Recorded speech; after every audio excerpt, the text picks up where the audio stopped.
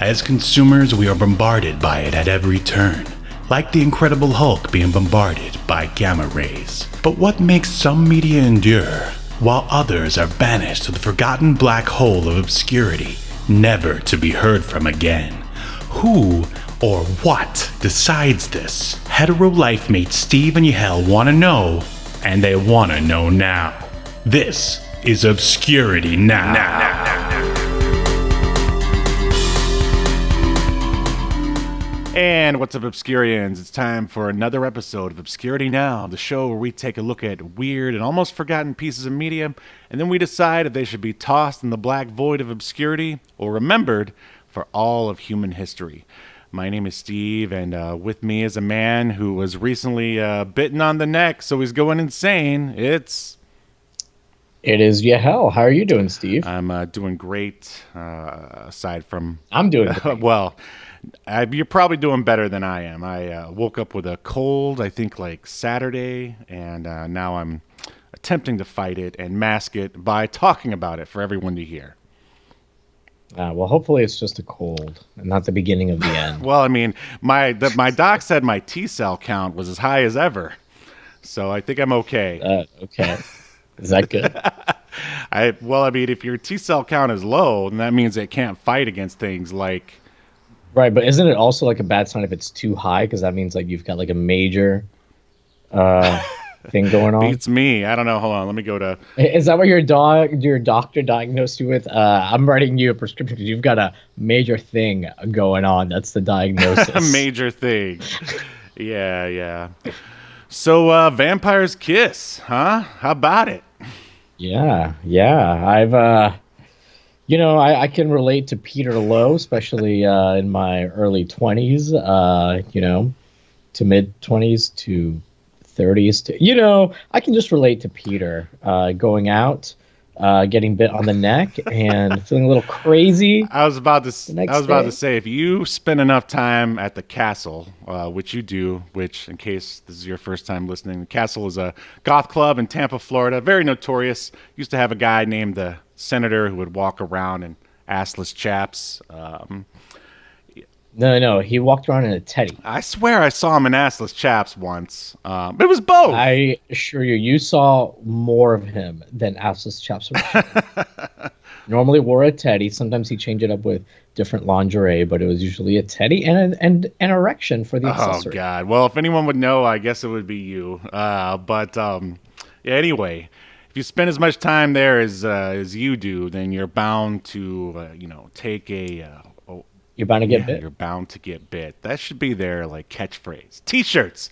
Come on, Castle. Get with the marketing wave here. You got to jump on this Vampire's Kiss trend before it goes the way of... what was that stupid... the sparkly... The dodo. I was going to say the sparkly vampires... The Twilight. Yes, yeah. That sort of came and went, huh? But, so had you ever seen the movie prior to us talking about it? Yeah, this is my second time watching it. I watched it for the first time, I want to say, it wasn't that long ago, maybe like within the last 3 to 5 years. What about you? Yeah, this was my second time watching it. I watched it, I don't know, probably like 5 years ago. And before we jump into spoiler territory, you can go watch Vampire's Kiss for free right now on Tubi. Is that where you watched it? Yep, I watched it on Tubi. It's also on Pluto TV on demand for free. And I think on Freevee. Yeah. It was also. Well, so you got plenty of legal options. Right. To watch it. Or no need to do anything untoward. No. Or, go to your local video store and rent it physically. Before we jump into the movie, I just wanted to get maybe your history with possibly the greatest actor of our time, Nic Cage. Do you remember, maybe the first Nic Cage movie you watched? I don't remember, the first Nicolas Cage movie I watched. I was just always kind of aware of it. He's like time, you're just always aware of its He always existence. is. There's no end or beginning to Nic Cage. He just He's the alpha and right, omega, right. as the Christians say. But I do remember like the first Nicolas Cage movie where I remember him being like kind of wacky Hmm. in that I watched, and like his performance was memorable because of its wackiness. For me, was Face Off. Oh, same But here. yeah, Yeah. yeah. Okay, so I guess I want to ask you my question now about what was your first memorable Nicolas Cage. Yeah, I remember watching Face Off in the theater, but I don't think it was the first time I'd ever seen him in anything. But that was much like yourself, Yeah, it wasn't the first time yeah. I. Because I know my dad and we went and watched Con Air. I can't remember which one came first. I'm pretty sure Con Air came out before Face Off, and I know Yeah. I rented The Rock. But yeah, it wasn't until Face Off where I was just like, oh, I like this guy. He's crazy. And then later I caught like Raising Arizona, like when I was really getting into the Coen brothers and stuff. Like the '80s era of Cage. Like, had you? When did you start like delving into that? I mean, I don't think I ever really did. Mhm. Like, I tried watching Raising Arizona, couldn't get into it. Hey, you just Uh, hate all auteur filmmakers. You don't like Quentin Tarantino. Well, let me guess, you hate the Coen brothers too. Is that right? I bet you hate Alfred Hitchcock as well. Coen Brothers are fine. I like Coen Brothers. I like Hitchcock. I do think Quentin Tarantino is Oh terrible. God. I was actually talking about him just last night to somebody. Hmm. Some piece of And shit. yeah, just talking about how like there's nothing redeeming Oh about any of God. his movies. I can't mention like a single good one I've ever Oh seen. my Like God. all of his movies are. Oh wait, I'm sorry. It wasn't Quentin Tarantino. It was Rob Zombie. Oh. Oh, I could agree with you there. I mean, Rob's. I know Rob Zombie is Mm, awful. he really is.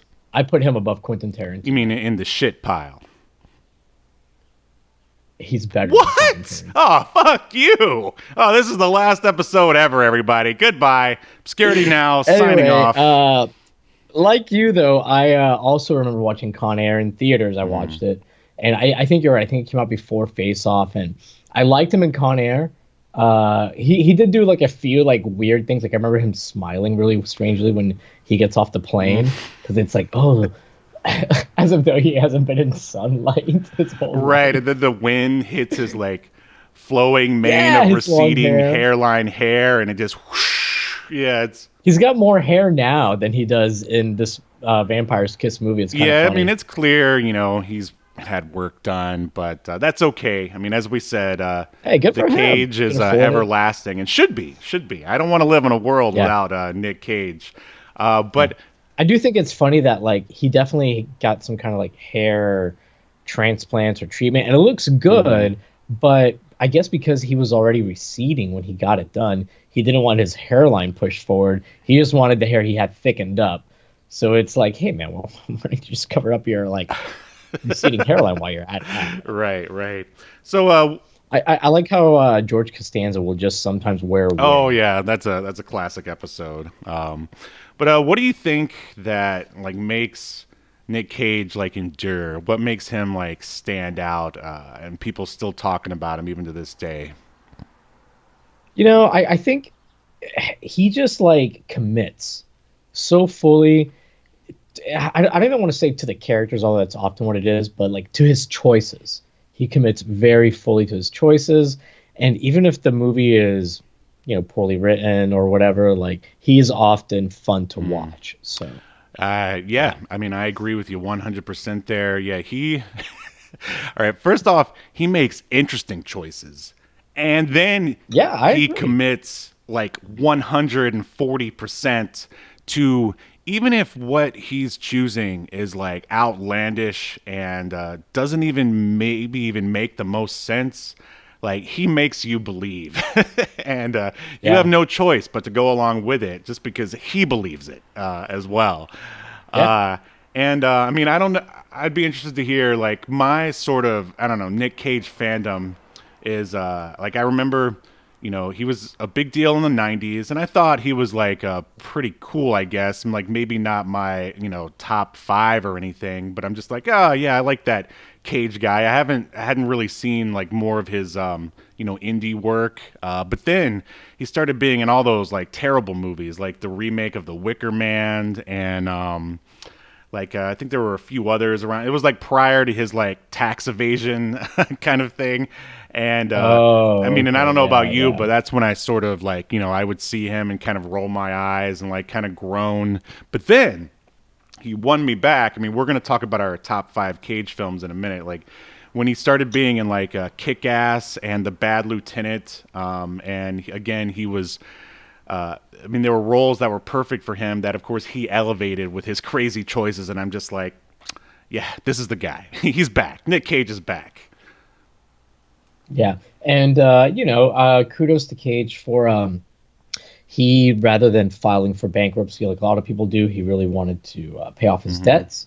And he's been very frank in interviews how he was just, basically taking every film he could to make as much money as possible to pay back his debts. So good for him. Speaks to his Yes, and character. I think that we, um, you know, guys who are into like weird and obscure stuff, really came out on top during that period of Cage's career because he was in some weird and awesome stuff. And like now he's sort of like back in the Hollywood mainstream. And I don't know if we're going to get that level of weirdness again, but only time will tell. Did you happen to catch? Well, I Oh, I'm mean, sorry. Go ahead. his new movie, Renfield, it does look like, from I haven't gotten to see it yet, but from the clips I've seen, it definitely looks like he gets to play up some of the weirdness. And an interesting bit is so Renfield is, I'm assuming, based on this character. I can't remember if it's like the original Dracula or maybe it's a Nosferatu, but named Renfeld, I think, Yeah, or something like that. it's from Dracula. It's like his minion, basically. Right. So I was reading up. I actually did a little bit of research on Vampire's Kiss, and yeah, Nicolas Cage mentioned that he kind of saw Peter Lowe the same way. Like, what if that character, that person, existed in the real world and really thought he was becoming a Right. vampire and was crazy because of it? So like, this is basically like that character in Vampire's Kiss, and in Nicolas Cage mind. Right. Yeah. And all the interesting choices he made along the way. But yeah, I don't know about Renfield. I mean, of course, Cage will be awesome in it as he always is. The rest of the movie, I don't know. I'm a little skeptical on, but of course, I can't make a decision now. Well, whatever. You're a Mario movie fan, so Steve, I It like was your opinion good. is so high and mighty. Well, have you seen the Mario movie? It's pretty good, to hell. You're just Remember, you got this Wow, you haircut, sound just and like me. Oh my god, I should I should just what? You should just do the podcast by yourself from here on out. maybe I should, Steve. So, shall we jump into the Obscuritron and continue our? Wait. Before that, why don't we go ahead and get our top 5 Nicolas Cage films out of the way? Oh So yeah, yeah. let me say it succinctly so it edits easier in TikTok. Yahel, what are your top 5 Nicolas Cage films? Well, I know we talked a little bit about Face Off. I'm sure that'll be on both of our lists. Probably top one or two. Vampire's Kiss was one of mine. Ghost Rider 2 is great Interesting. fun. Yeah. Left Behind. Nicholas Cage. You Nicholas watched Cage is it? Left You watched it Behind. already? I Oh, love I those Left want. Behind I mean, movies. that is going to be our next Nick Cage film at some point. Dude, from the Kurt, we should compare the Kurt Cameron to the Nick Cage Ooh, film. that sounds like an interesting podcast. Yeah, we definitely should. And Con Air was also on my list. So Face Off, Ghost Rider 2, Left Behind, Con Air, Vampire's Kiss. So, yeah, I take it you haven't seen like too much of like the post tax evasion, like sort of indie Nick Cage stuff. No, I know he's got like a few like critically acclaimed roles. He's got one with that Pedro Pascal fella Well, that was everyone's like into these after he days. crawled his way back to the mainstream. I mean, and that movie's pretty funny. I mean, I don't know about you, but it's hard for me to find like comedies that actually make me laugh. But yeah, that one Yeah. actually made me chuckle quite a bit.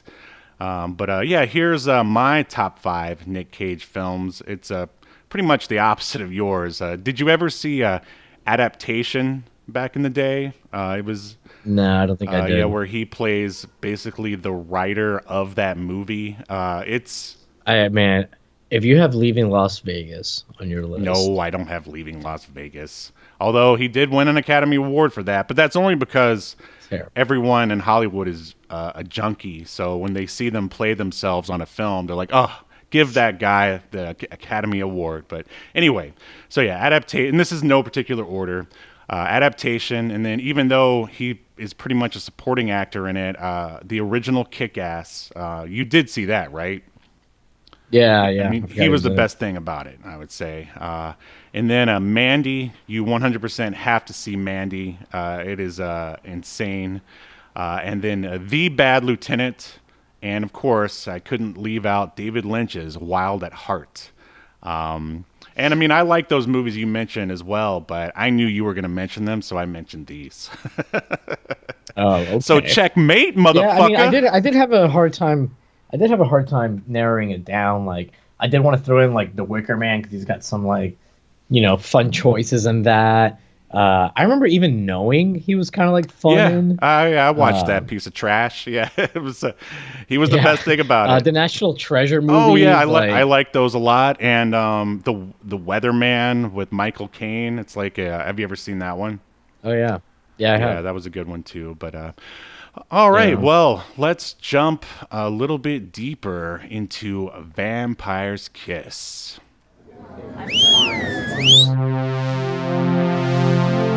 Welcome to your feature presentation.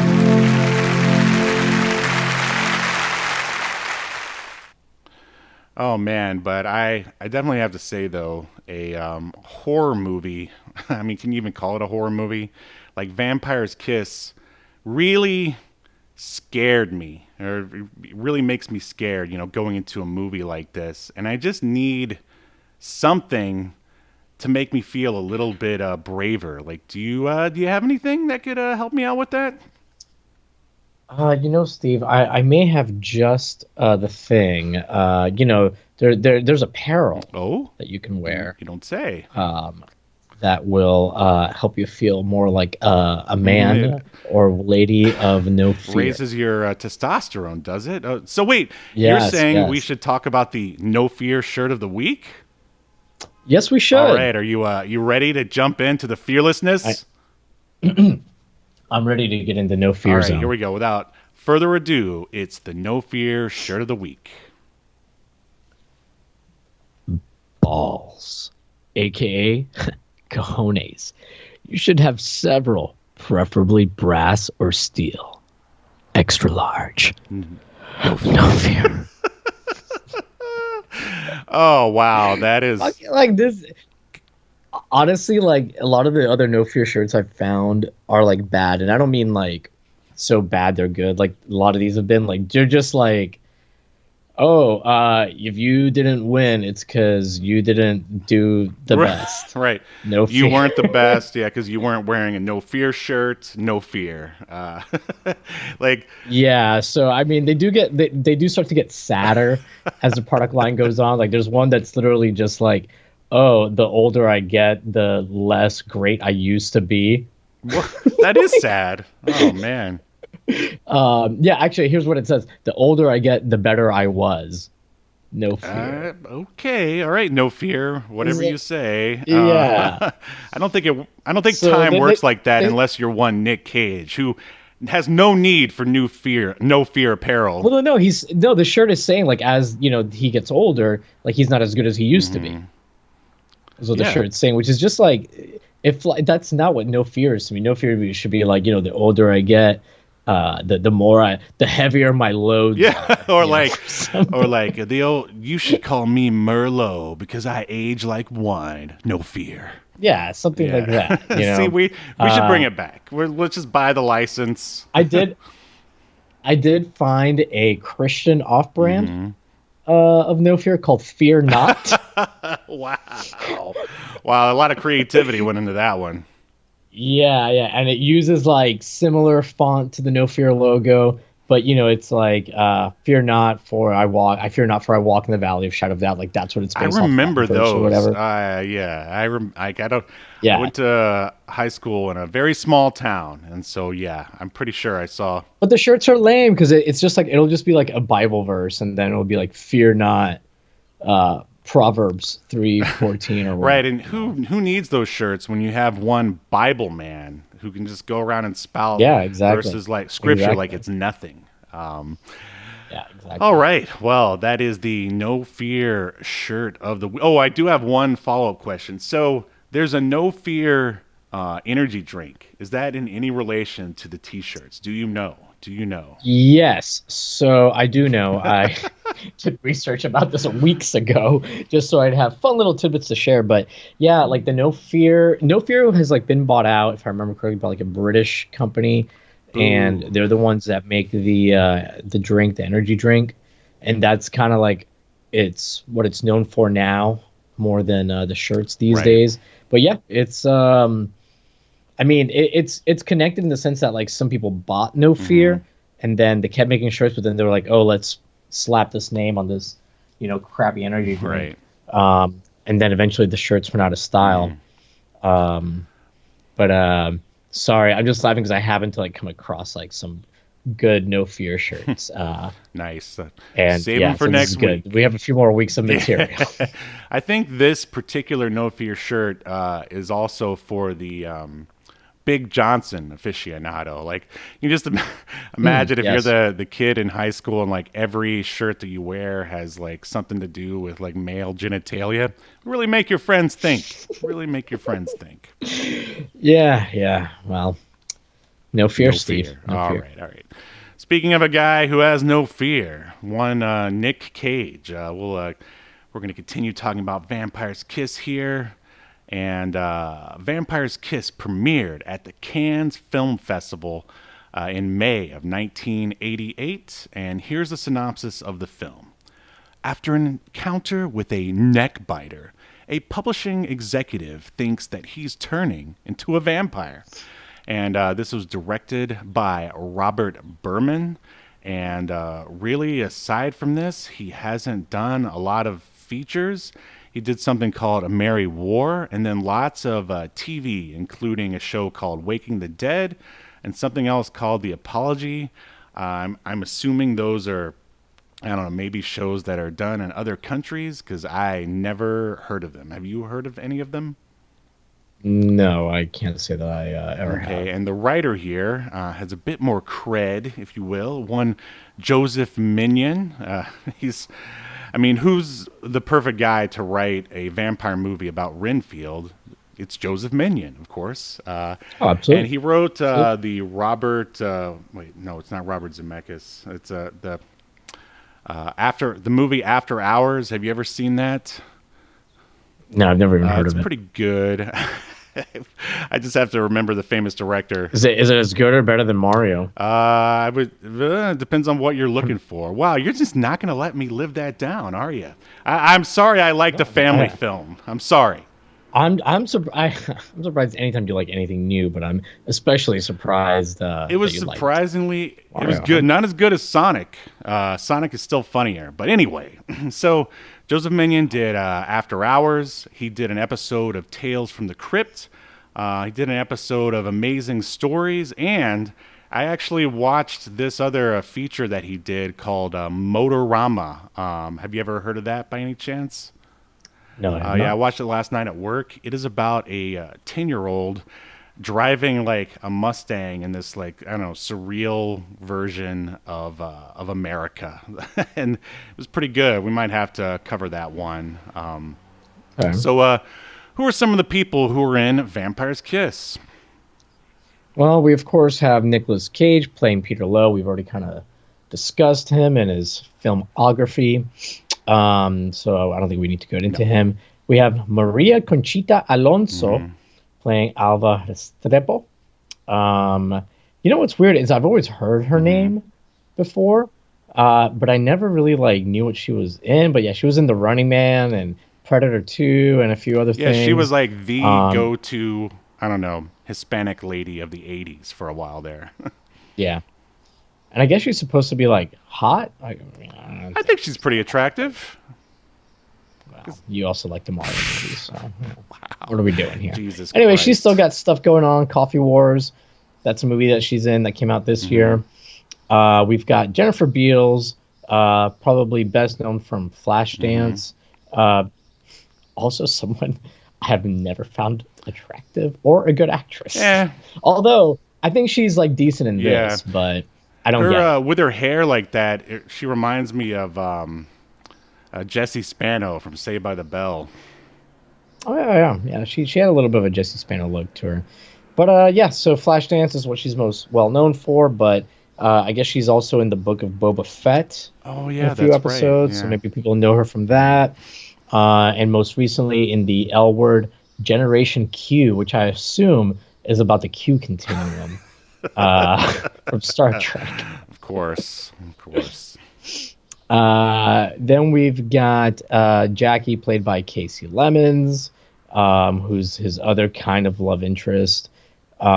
She's been in a bunch of stuff too, but like nothing that like I really recognize her for. She's done some directing, interestingly Good for enough, her. though. She's got 11 things between movies and TV shows under her directing belt, her knapsack of directing, if you will. Uh, I mean, there's a bunch of people in this movie. That's kind of like the ones that stuck out to me. I guess Elizabeth Ashley, the doctor, Glazer. I did recognize her. Most recently, she was in Russian Doll, that Netflix Oh show. yeah. She was in 13 episodes of that. And she's been in a bunch of stuff, but nothing I really like recognize her from. But is there anybody else that you feel is worth No, I really think you mentioning? pretty much covered all the main cast for sure. I mean, there's not like aside from all the extras. I mean, you pretty much covered all the main characters. So before we jump, I mean, David Hyde Pierce is in this, like very what? briefly. Where? He's the theater guy. Of course he is. Of course he is. Have you ever seen the George Romero movie Martin? Sorry, I was taking a beverage. No, I have not. And by theater guy, I think they mean the mimes. Right. Oh yeah, that's a. It just comes out of his apartment building and there's mimes there for no reason. But Yeah, doing the same routine where they like slap each other and pretend to like spit on each other or right, something. right. Yeah, I got you. But have you seen Martin? No. It is almost the exact same premise or plot of this movie, except for instead of a business executive who thinks he's turning into a vampire, it's basically sort of like a troubled, I don't know, 21, 22-year old. And yeah, it's done sort of in the same way. It's like, is he a vampire or is he insane? And you should check it out. It's one of Romero's better movies. But Interesting. Though I do feel like it's pretty clear in this movie that he's not turning into a vampire, that he just thinks yeah, it he's is. just insane. Yeah. Another. But what did you think about the accent Oh, that Nick Cage did? I totally forgot about that when the movie first started out. Me too. Me too. And yeah, it's. I mean, it's funny, but I was reading. I was doing in the research. It said that, obviously that was a choice by Cage. Like, and he thought that Right. Peter Lowe, would try to make himself sound smart and sophisticated by coming up with like a stupid accent like that. And I don't know. I think it works, and it also said that it comes and goes depending on who he's interacting with, basically. Yeah. Yeah. Basically, what I read was that Nicolas Cage's whole idea was, well, whenever he's in a situation with someone that he feels he needs to impress more, the accent is more pronounced. That's why, like, when he's with his therapist, it's like very, very noticeable. Mm-hmm. When he's with somebody he doesn't feel he needs to impress as much, sometimes he doesn't do it at all. Right. See that? And obviously, like, when he gets angry, he loses the accent completely anytime he's like angry, which is great. Angry at poor Alva. Yeah. But yeah, that was the first thing that sort of I don't know, stood out to me when the movie fired up. Another movie that this movie reminds me of is American Psycho. Yep. Yeah, I was reading that Christian Bale, he used Nick Cage's performance in this film for the inspiration for Patrick Bateman. Just a side story real quick. The original writer, the guy who wrote the book, American Psycho, lives in the building where I work, and I actually met him for the first time a few days ago. Oh, really? Bret Easton Ellis. Not a very big tipper for Christmas, but other than that, a swell guy. Oh, I thought he lived like in your building where you live at. He lives in the building you work Yeah, the one where I work in. No. Oh. If he lived here, I would be like, "What did you do with all your money there, Brett? Like, did it go up your nose just like one Patrick Bateman?" But so yeah, first, or you got the accent. I mean, and then once you get used to that, you sort of settle in with one Peter Lowe, and he's I mean, right at the beginning of the movie, he's already talking to his psychiatrist or therapist. So I mean, they're already sowing the seeds of, this guy is probably a little off of his rocker. Right. And then he eventually goes to an 80s bar, which it wouldn't be an 80s bar then. It would just be a regular bar. But, I mean, what do you think? Like, this is pretty much, I don't know, sort of almost in the vein of American Psycho, where you think they're just sort of like dissecting the a kind of the narcissistic businessman of like 80s America, more or less. Oh yeah, for sure. I did think it was pretty funny that I think it might be the second bar he goes to, but there's just like candles everywhere, all over the bar. Like it's got to be like 50 candles. I'm like, this is a fucking fire hazard. Yeah, but yeah. I think you're dead on. I mean, I think it's definitely supposed to be like a deconstruction of the American business narcissist from the 80s. Like we never see him doing coke, but I think. He plays it like a guy that's coked up a lot of the time, That's like, I would say that's one of Cage's go-tos. Like, I could see him when they were casting him in The Croods. I'm sure he was like, okay, I think the dad probably has a coke habit. What do you think? And they're just like, whatever, Cage, whatever you want to do, man. Just go with it. But I was also reading that apparently there was a lot of stuff that got cut out, and according to one Nicolas Cage himself, that is he considers that some of the best stuff, and he and the director Robert Bierman are really hoping that one day those scenes will get restored. I mean, what could be better than him like jumping up and on a table and very cartoonishly pointing and goes, "There you are!" like. And then shouting the alphabet. Oh, yeah. Gosh, like yeah. So there's a scene where he's like with his therapist for those who haven't seen the movie, and yeah, he just starts like shouting the alphabet. But he has like he's like, I think he jumps up on her table, like a table to do it, or maybe it was the couch. But he's doing like he does like a motion for every letter. And I have a feeling you and I read like one of the same articles about him, but Nicolas Cage talks about how like that was completely planned, and he like rehearsed that like in his hotel room, and he had like a specific movement he wanted to do for every letter. And I don't know, it's crazy. Like from the interview that I read with Nicolas Cage where he was talking about it, he says that this is his favorite role that he's ever I saw done. that. I mean, and I could see why. Like, I think Robert Bierman just sat back and was like, "You can do whatever you want, and I'm gonna film it." And it didn't matter what ridiculous thing Cage came up with. Robert was all about it, including eating a live roach. That was Nicolas Cage's idea. He Do you remember what his reasoning was for eating a live roach? Because Renfield did it in the book, and in the other Dracula films, Renfield eats a roach. I mean, that's what I. So that's part of it. But Nicolas Cage also said that like roaches are his biggest fear, and so like he thought like, if this guy is like going unhinged, like he should be, he needs to be reaching this level of fearlessness. So like Nicolas Cage, that's why he wanted to do it. And from what I read, basically they were like, well, they made up like a fake roach first, right? And Nicolas Cage was like, no, like I got to do a real roach.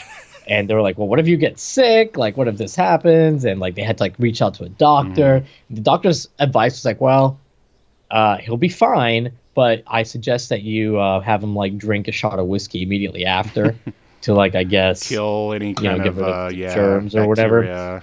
But yeah, basically the first take, Nicolas Cage does it, and the director tells him, "Hey, I'm sorry, but that roach didn't even like move." Uh, so he did it a second. Nicolas Cage said, "I'll do it again," and they're like, "No, no, no, that's not why we're bringing it up." And he's like, "No, I need it to be moving." Wow. So See, that is commitment. Like you won't get that from one Vin Diesel, at least from what I hear. But you will get it. unless it's Riddick, Right, right. But you will get it from one Nicolas Cage. And I think it's funny that they even consulted a doctor because, from what I understand, this was a non-union shoot. And they actually had like union members who were like protesting nearby, like trying to, I don't know, disrupt the shoot. And they just had to go about their merry way. But another sort of weird request from the maestro, Nicolas Cage, was, and this is actually taken from the casting director, so I don't know. Maybe it's made up. You can be the judge, dear viewer. And that is the casting director said, in order to get turned on in a scene with Jennifer Beals, Cage asked to have hot yogurt poured over his toes while he was doing the love scene. yeah, to get aroused, yeah. Hot And yogurt? why does he have to be aroused? He just wants it to be real, real for the viewer, real for him, real for Jennifer Beals. And well, the weird thing is, in those scenes with Jennifer Beal, like she's topless, but she has very visible like bandages over her nipples because clearly she didn't want to be like completely Right. topless. And so even though she's like laying on Nicholas' chest, you can still see like from her side like these bandages like sticking out. It's so weird.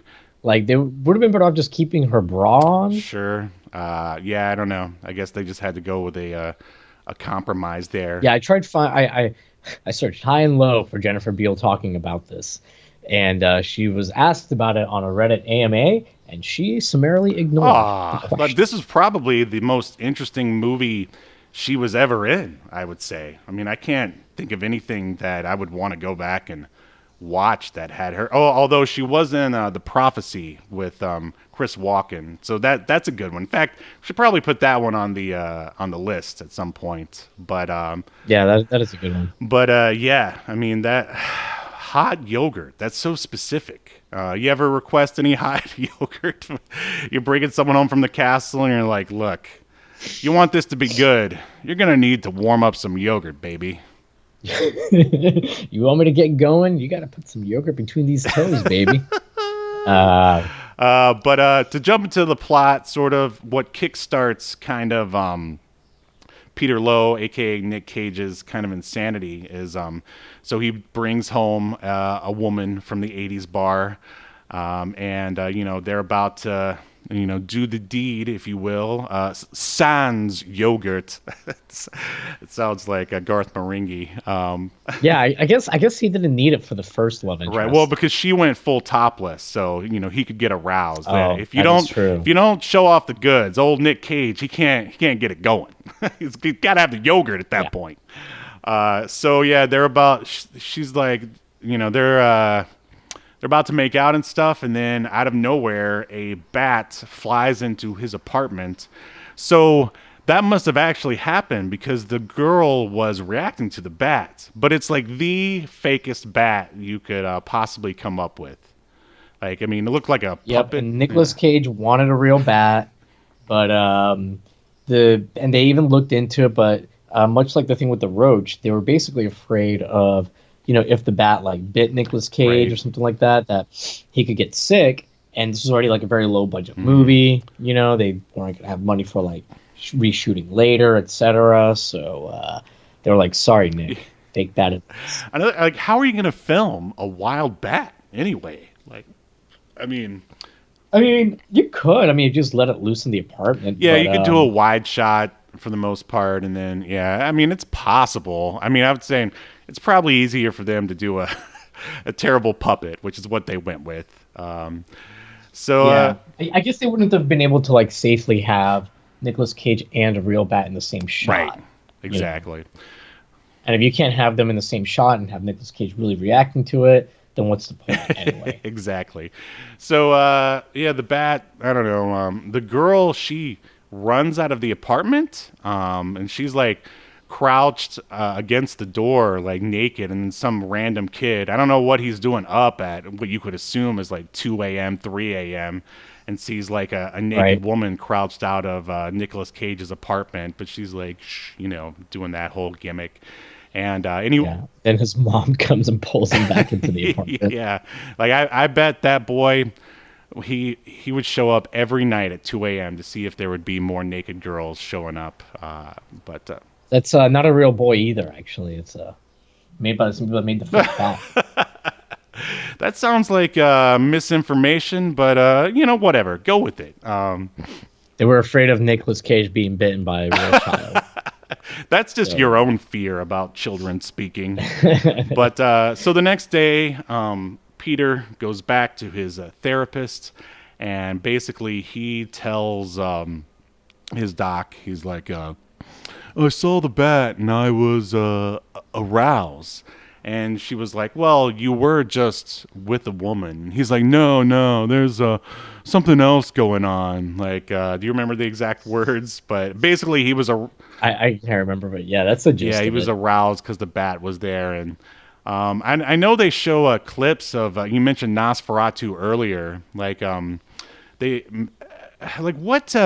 He's like watching it at some point. Right. And so as the viewer here, I mean, obviously we've both watched the movie a couple of times. Like, can we just assume that like Nicolas Cage or Peter Lowe always had kind of like a sort of a vampire fetish or an infatuation? Or did he just, the bat came in and he was just like, oh, well, I must be I'm so insane, I must be a vampire? Like, what do you think?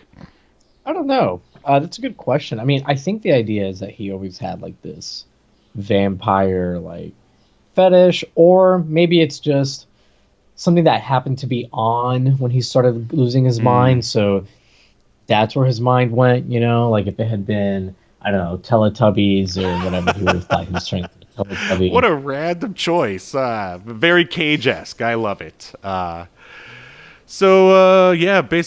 was a really good line in the scene with his therapist where he goes, "I was in Mortal Kombat with a fucking bat. Give me a break." And there's a lot of good lines like that.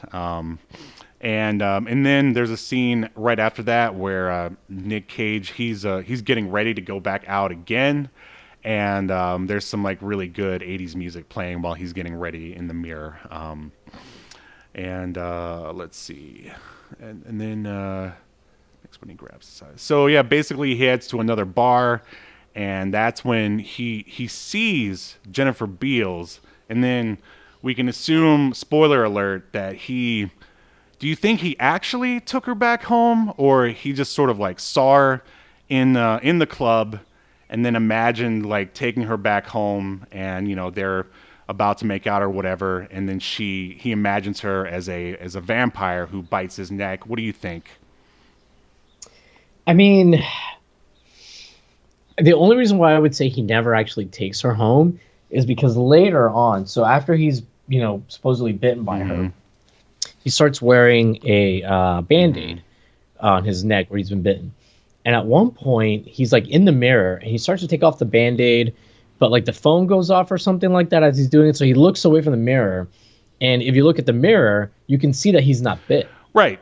Under the Band-Aid. But he never sees that he's not and bit. They also, just to sow the seeds of, of doubt that he's not actually turning into a vampire. I mean, they show him shaving, and he cuts himself like on by accident while shaving on the neck, and that's why he even has the Band-Aid to begin with. So good catch. I didn't it all just sort of feeds into his delusion of turning into a vampire.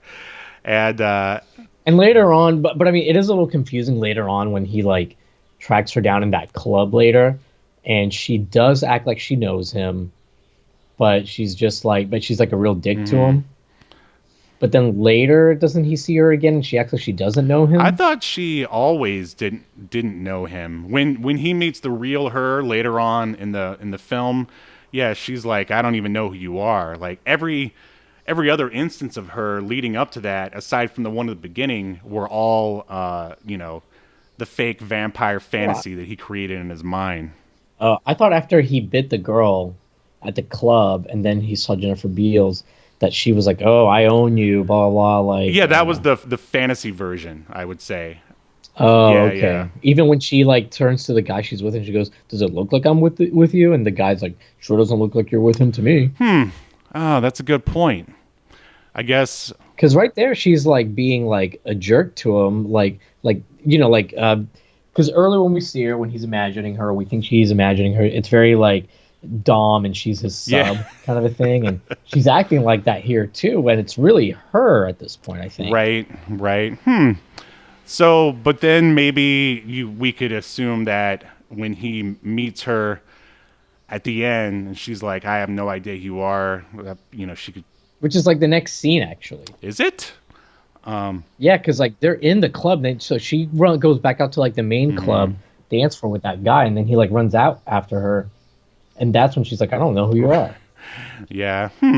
Interesting points. But yeah, basically this kickstart, like him getting bit by Jennifer Beals, whether it happened or not. Oh, and in combination with the actual bat, which in the movie is supposed to be a real bat, but is obviously a fake bat. It all kickstart his descent into madness, and he shows up at work after being bitten, and basically he really starts tearing down his secretary, Maria Conchita Alonso. He's asking for this file that she can't find, and he just totally, I don't know, dissects her. Is always ragging on her, saying that, I guess a good instance or illustration of how their relationship is he's like, if I don't have that file by tomorrow, like, the whole he tells her the whole firm is gonna like fall apart or something, and he's like, I want you to listen as I do the song and dance that I'm gonna have to do in order to buy us more time. So he calls up the owner of this file, and the guy is just like, take all the time you want. Yeah. Yeah. The guy's like, no big deal, but Nicolas Cage is acting like it's life or death. Right, and that I would say that's typical behavior of the narcissistic boss, where they blow things out of proportion, anything to get one over on their subordinates, and make them feel like crap. Yeah, to be in control. Yeah, exactly. To make them feel like that they could be fired at any moment. Like at first, and I had this going like in my mind, but it's later dispelled later on in the movie. Is like I wondered if there was something going on here with like race for the first two acts, because like, the first girl that he picks up, is like a woman of color. Maria Conchita Gonzalez is, obviously Hispanic. And then Jennifer Beals is also, I don't really know what she is or whatever. I didn't know if they were trying to say something, but later on he like bites the neck of a white lady. So that dispelled that theory. Was that sticking out to you at any point? Yeah, I was wondering too if it was like something, because like Jennifer Beals, I think might be mixed. Yeah, that's what I was thinking. Race. Yeah. Let me try and confirm here. But yeah, so I thought maybe it was some kind of commentary too. Yeah, she's half black, half Irish. So I thought, okay, maybe they're making some commentary about like, like successful rich white men preying on people of color, kind of a thing. But I think it's just a coincidence. Yeah, I think you might be right as well. I think they just picked the best actresses that they could afford. Right. And they just happen to be people of color. I think it's just a coincidence. There you go. So yeah, like he a lot of the sort of berating of his secretary Alva is like some of the the best and like craziest parts. Like he's basically, she's trying to avoid him in the office. Like he's sitting there just screaming her name, like Alva, Alva, Alva. It almost sounds like Alvin. You were thinking that. I know you were. Yep. And he finally leaves his office and goes out into the main portion of the office, and she's sitting there. He jumps up on a desk and like in the most cartoony fashion possible, like points and goes, "There you are." And it's it's just like, that's pure Cage right there. I don't know. What did you think about that moment? Yeah, no, it's great. I think also this is where like that meme comes from, where he's got like his eyes all bugged out, Oh, right? I It's from when he's like yelling at her. that's a little bit later, where Oh, you're right. You're right. When he's like more in yeah, him. Yeah, yeah. she's trying to leave. I guess it's you could assume that it's Friday night, and he calls her into the office, and he's all like, why are you wearing a jacket, Alva? And she's like, it's late. I need to go home. And basically, he delivers a pretty awesome monologue. But this it just shows how insane he is. He's I assigned like the worst possible job to you. I can't think of a possible like worse job than you finding this file. And it's like that statement in itself is just hilarious because like you could be digging ditches, like Right. There's so many things that could be yeah, worse, it's like but finding a he genuinely believes this is the worst because it's so. We should explain. This is like very tedious. There's no computer system. She's literally looking through like thousands of papers to like look for this contract or whatever. So he's like, yeah, it's tedious. It's never ending. Like, it's the worst thing ever. It's like, sitting down in an air conditioned office, it could be worse. right. You could be rounding up carts in a Winn-Dixie in Tampa, Florida. Not that I would know anything about that. I wish the Winn-Dixie near me would round up their carts. Oh, you actually have a Winn-Dixie? don't. I thought they all went out of business. Now I've got two very close to me, and one of them should be burned to the ground. It's terrible. Whoa. Oh, more on that later. At one point, Peter goes home to his apartment, and he completely trashes it. Do you know what I'm talking about? Oh yeah. Apparently, all of that was like real. Like it was like a real lamp and furniture and everything. And the director was now post filming of the scene, he was like, he couldn't believe he let Cage do such a hazardous stunt, and everything was broken in one take. And there were two cameras, and one of them ended up getting broken during that scene. Yeah, so I guess that's the beauty of non-union, low-budget indie filmmaking. Is but hey, at least you got a guy. Yeah, because there's a lot of like broken glass in that scene. Yeah, it's pretty crazy, and yeah. So I do like how he. I can't remember if it's in that scene or not, but he ends up using like turning over his couch on top of him like it's a coffin. Yeah. Like she goes to sleep. Right. Yeah, so basically he just gets more insane like as the movie goes on. Like it's clear that this there's a lot of it's an allegory for almost like a sexual predator boss. He ends up well, he ends up sexually assaulting Alva. Yeah, that's right? what I was gonna say. And then Alva goes and tells her brother. And at this point, like Peter, aka Nic Cage, is basically roaming the streets. He's got like dried blood on his face, and he's for some reason he's carrying around a piece of wood, which I mean definitely.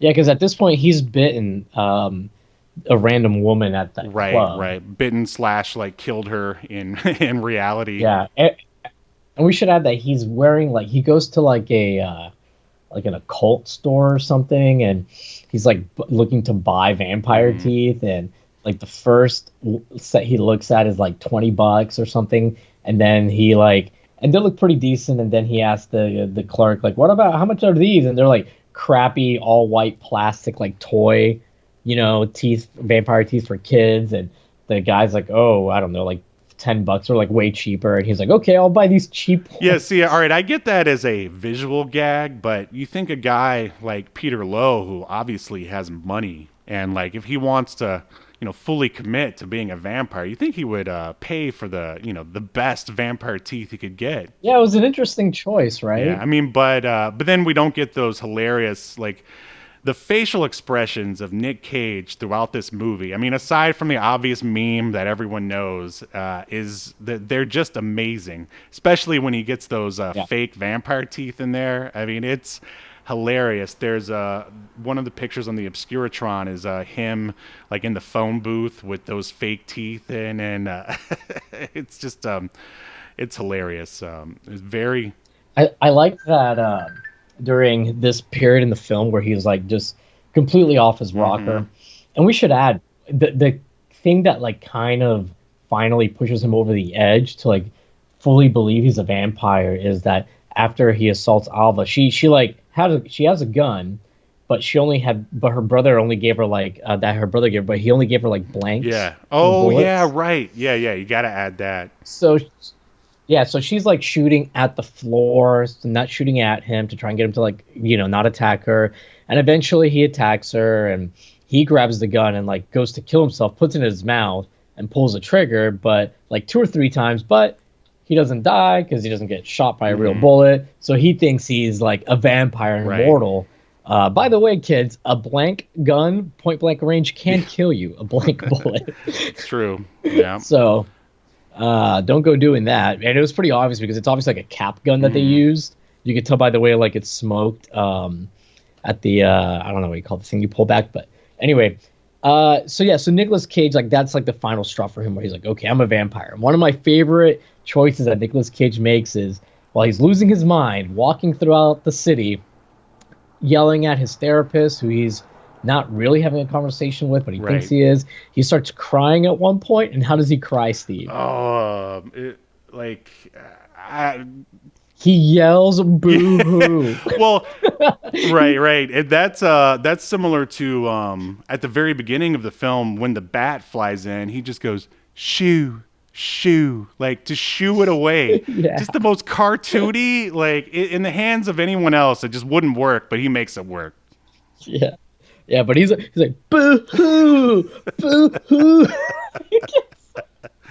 That's that's so awesome. So good. Yeah. So good. So yeah, he goes back to his apartment. He lays in his makeshift coffin. Basically, Alva's brother shows up, and they sort of have a struggle, and basically it ends with him staking Nicolas Cage through the heart with that piece of wood he was carrying around, which is just how Martin dies in that aforementioned George Romero film. Although he's actually staked by his grand uncle who thinks he's a vampire hunter, but that's another episode. But yeah, and that's basically Vampire's Kiss. And I'm just curious, like, when you watched it because this is my first time watching it again, like for a second time. And for me, like, it's still good, but it definitely doesn't have the oomph watching it like the first time. Did you? Yeah. Is that the same for you? I mean, a little bit. There was. It had been long enough since I last saw where I had forgotten a lot of it, like his accent. I forgot about him like yelling "boo hoo," stuff like that. So, it probably didn't have quite the same oomph because I knew like it's kind of insane, right? And what? Even if you know it's insane, watching it the first time, you're not prepared for the kind of insanity. You got that right. Yeah, 100%. Now let's pretend that they didn't cast Nic Cage in this. Like, I mean, this would probably end up being a pretty mediocre movie, right?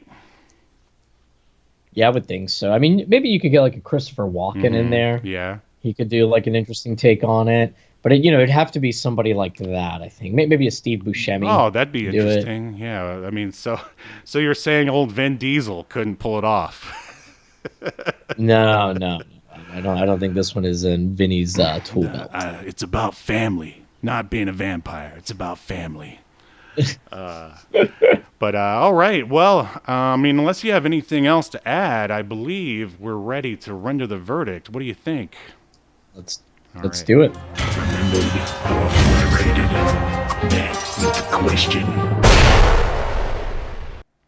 All right, Mr. Velasquez, do you think Vampire's Kiss should be remembered for all of human and vampire history, or tossed into the black void of obscurity, never to be heard from again?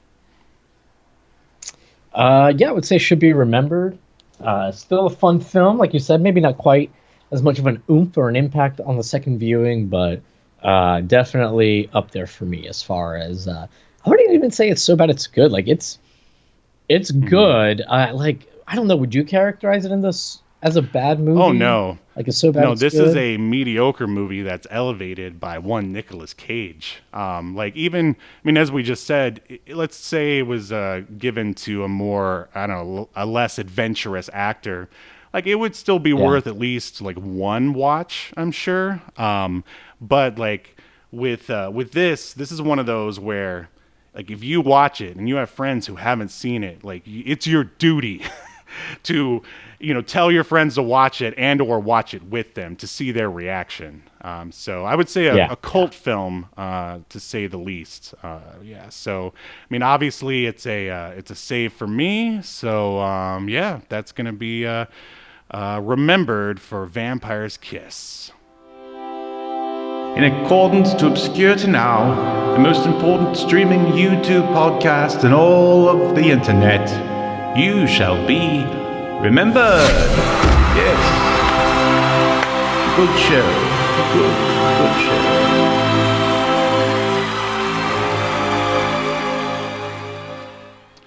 All right, good stuff. Good stuff.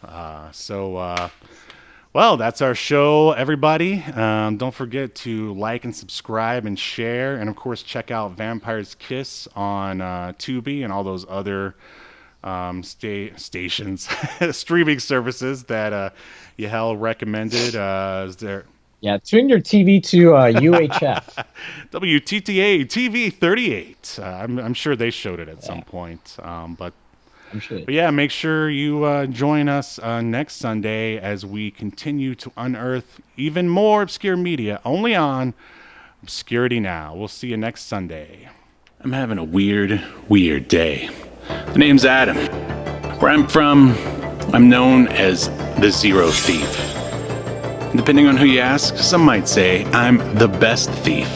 But believe it or not, even the best screws up every once in a while, and that's what I did, and I had to make a fast getaway. I ended up crash landing on this bizarre planet.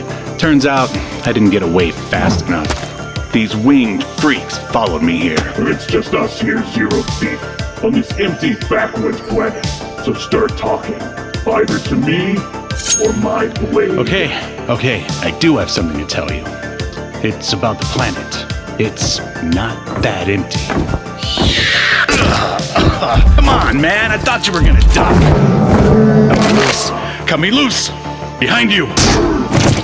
Whoa. Thought I was done for. It was gonna be a light snack for a snarling creature. But then she showed up, riding on the back of one of those monsters like it was nothing. And with a wave of her hand, the other razor-toothed beast just stomped away. I'd never seen anyone like her before in my life. I thought I'd say something clever. Thanks, have you seen my ship? She gave me a look that said more than words ever could, because I think she was trying to read my mind or something. And from there, things just got even weirder.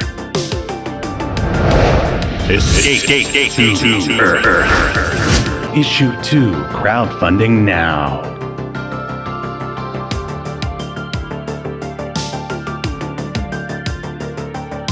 You've been enjoying Obscurity Now, a podcast that's recorded live to tape and streamed to Twitch and YouTube. Subscribe so you never miss an episode or hilarious quip. Take us with you by following the download links provided in the show notes to wherever you get podcasts. And take notice of our various social media links if that's what you're into. I'm not here to judge.